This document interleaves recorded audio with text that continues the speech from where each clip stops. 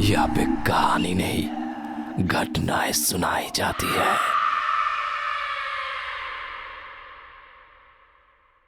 Hello गौरव भैया, मैं अबुल फरहाद।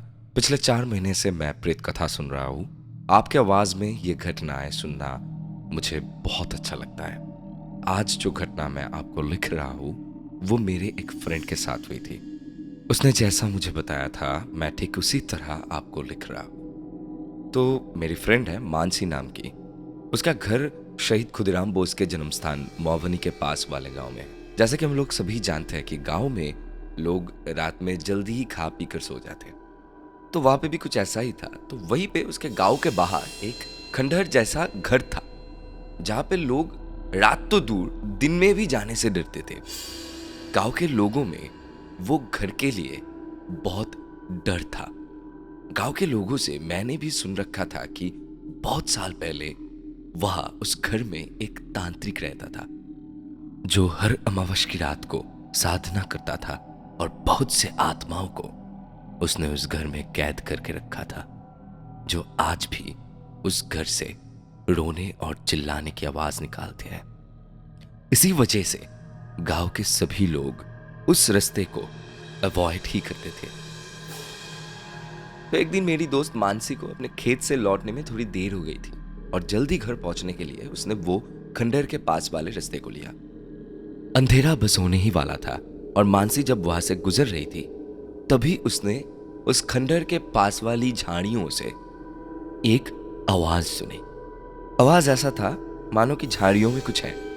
तो मानसी झाड़ियों की तरफ देखी और उसने देखी कि एक उल्लू झाड़ियों में फंस गया। वो उल्लू झाड़ियों से निकलने की बार बार कोशिश कर रहा था, लेकिन निकल नहीं पा रहा था। तो मानसी ने आगे बढ़कर उस उल्लू को झाड़ियों से निकलने में मदद करने लगी, और जब वो उस उल्लू को झाड़ियों से निकल रही थी तभी उसने मानसी के हाथ पर अपने पंजों से खरोच दिया। मानसी दर्द में चीख उठी और तभी उसने देखा वो उल्लू बाकी उल्लू की तरह नहीं था। उसकी आंख एकदम लाल थी, जैसे आंखों में खून उतर आया हो, और उसका रंग पूरा काला, जो देखकर ही डरावना लग रहा था। लेकिन मेरी दोस्त ने इतना ध्यान नहीं दिया और वो उस उल्लू को वहां से निकलकर वापस अपने घर चली आई। उसके बाद अगले 3 दिन कोई प्रॉब्लम नहीं हुई, जैसे चल रहा था वैसे ही चला। लेकिन चौथे दिन मानसी जब सोकर उठी तो उसका सर बहुत भारी लग रहा था। उसने सोचा कि रात को शायद नींद पूरी नहीं हुई, इसलिए सर बहुत भारी लग रहा है। उसी दिन दोपहर को जब वो नहाकर अपने कमरे में आई तो खिड़की से एक आवाज सुनाई, उल्लू की आवाज। खिड़की से बाहर उसके बगीचे में लगे आम के पेड़ पर उसने उसी उल्लू को बैठे देखा। लाल आंख, काला चेहरा।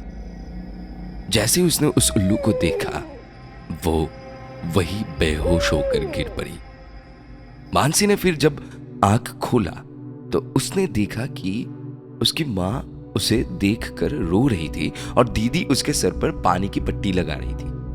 क्योंकि अचानक ही उसे बहुत तेज बुखार आ गया था, तो पास के गांव से उसके पापा ने डॉक्टर को बुला लिया था। डॉक्टर ने चेकअप के बाद बोला कि ब्लड प्रेशर कम हो जाने की वजह से वो बेहोश होकर गिर गई।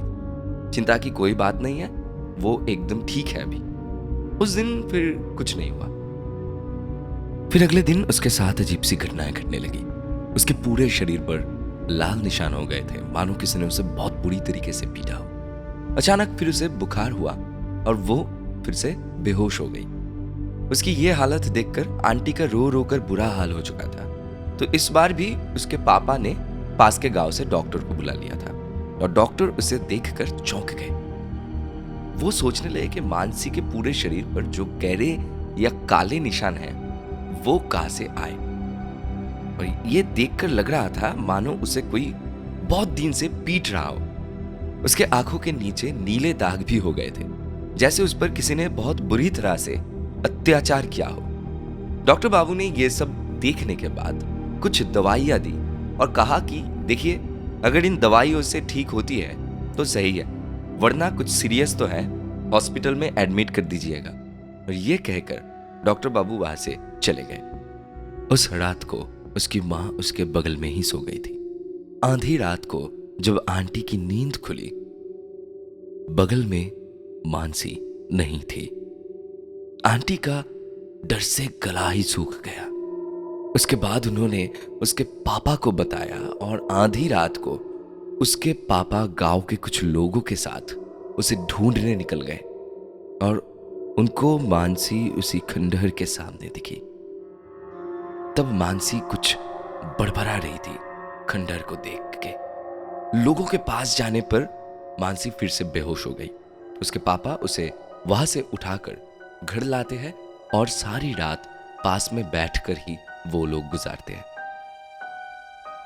अगले दिन मानसी के उठने पर उसकी माँ उसे पूछती है कि कल रात को क्या करने गई थी उस खंडहर के सामने। जवाब में मानसी ये कहती है कि क्या कह रहे हैं आप लोग को शायद गलती हुई है, मैं भला क्यों जाऊंगी उस खंडहर के सामने।